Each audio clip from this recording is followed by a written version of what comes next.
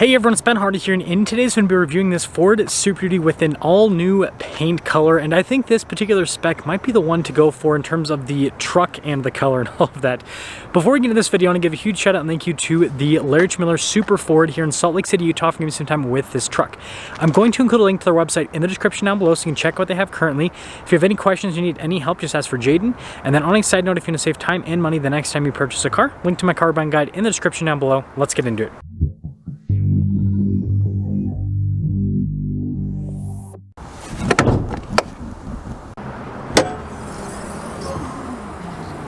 Powering this is the high output Power Stroke, which is a 6.7 liter turbo diesel V8 that goes through a 10-speed automatic transmission.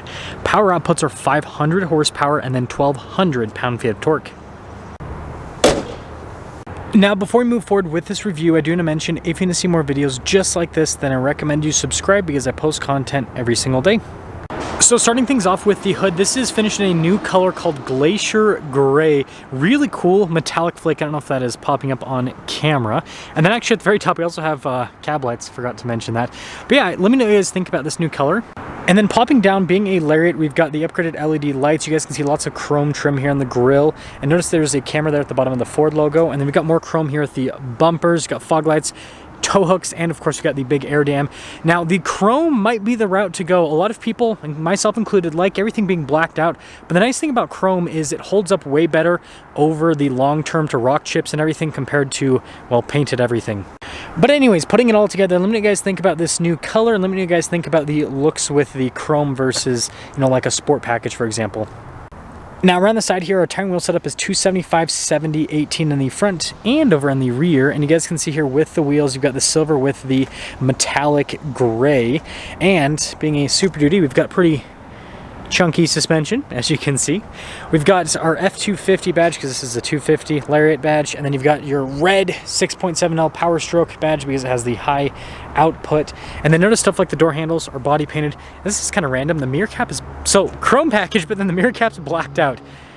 Go figure, that's weird. Anyways, we also happen to have the bedside step with this particular truck. And then here's a quick look at the leaf spring setup and everything in the back. And then here is the full side view with this F250. You guys can see that this particular one has the longer bed. It's an 8-foot box. And then here's a look at the key fob. We have our lock and unlock function, remote start. We got the tailgate drop down, and then you guys can see the Ford logo there on the back. And then popping into the bed area, you guys can see we've got protection here on the tailgate, and we've got the bed step here in the back, or the tailgate step rather. Got our ruler here as well. LED lights inside. We actually have a full power outlet. And then this one already has the fifth wheel prep, which is a nice setup. But the bed is enormous, it's crazy. Anyways, when you're all done, just plop. Pretty cool look with the taillights. You can see the 4x4 sticker there. And then we've got the bumper steps with this, parking sensors. We've got the chrome on the bumpers as well. And putting it all together, there is the exterior with this Glacier Gray F250. Now taking a look at the door panel, you guys can see soft touch here at the top and down below. And then we've got this kind of darker wood trim. Speaker for the Bang & Olufsen sound system. Tons of storage on the door panel. And then this one also has power side steps. Nice leather trim here on the seats. You can see perforated all down the center portion. I like this trim piece on the side. And then we do have more storage underneath the seats as well. Legroom here in the back's really good. We also have a little storage pocket. We've got some cup holders. Wow, that was bright. We've got vents here in the back, heated seats, USBs, got more outlets down below, and we happen to have a cup holder armrest. And then last but not least, headroom. It's good. Now taking a look at the front door panel, you can see again with the soft touch and the stitching, the same thing down below. Got all of our window controls here, and then notice the front two are automatic.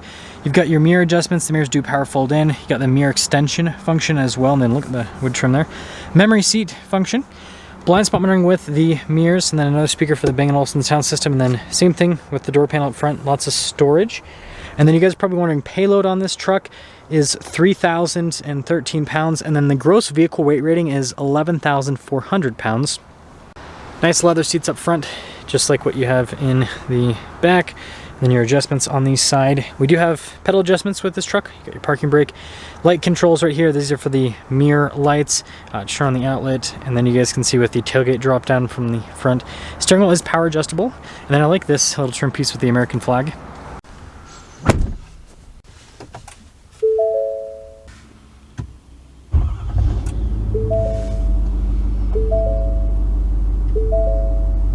Now taking a look at the steering wheel, you guys can see soft touch all around, and then you got stitching around the center. We also have our controls here for the center stack, phone controls, volume, voice command controls. We've got our cruise control on top of that.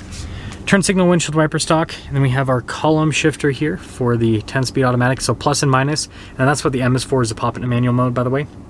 Now here is the center gauge cluster, fully digital here, and we can scroll through and see different bits of info, so we can do like my view, for example. I guess it's column view right now. But there's lots of information that you can see on the truck, including off-road stuff, which is pretty cool. Yeah, let's do the pitch and roll on this long bed Super Duty. Just imagine one of these things in Moab. We've got this 360 camera system, which is extremely helpful on a big truck like this. You even have a bed view as well. And you can add auxiliary cameras if you want. I think it's cool that they let you do that with like they build in the system to allow that. Anyways, we've got Ford's bigger infotainment system. So you've got that shortcut bar. You can see it responds pretty quickly. I would say that Ford and GM are pretty close in terms of the screen response time. It's Ram that lags behind right now. Pro Power on board if you want to use that. And you can also customize stuff with the running boards. And then you guys can also see the auxiliary screen there on the side. I like how it changes if you go to the thing that it's the menu that's on. So if I go to audio, it'll change to navigation. If I go to navigation, it'll change to audio. I never noticed that before. Now being a Lariat, we do have soft touch here on the dash, and then you guys can see at the top of the screen area, diesel exhaust brake, that's for the camera system, hazard lights, stability control, and that soft touch continues across the rest of the dash. And then I like the gray trim in the glove box here. Good storage. It says Super Duty down below, and then you can see the bottom glove box there. We've got trailer brake controls down below, and then you guys can see the drive line select. So notice your 2-wheel high, 4-wheel low, and then your drive mode select. And those drive modes will actually pop up here. So if the camera will focus on them. Man, my camera's struggling lately. Even have an off-road mode with this. Cool, we got tow haul eco as well. And then we've got our analog controls here for the radio, also dual zone climate, heated and ventilated seats, and heated steering wheel on top of that. And then wireless phone charging pad. Got some USBs down below, and then the slowest close. Like, look how slow that Why, Ford? Why? Wow. Anyways, aside from that, we got more storage here. We got some cup holders on the side. You got some more storage on the side. And then we've got the massive center console. I mean, this goes down like 2.5 miles, basically.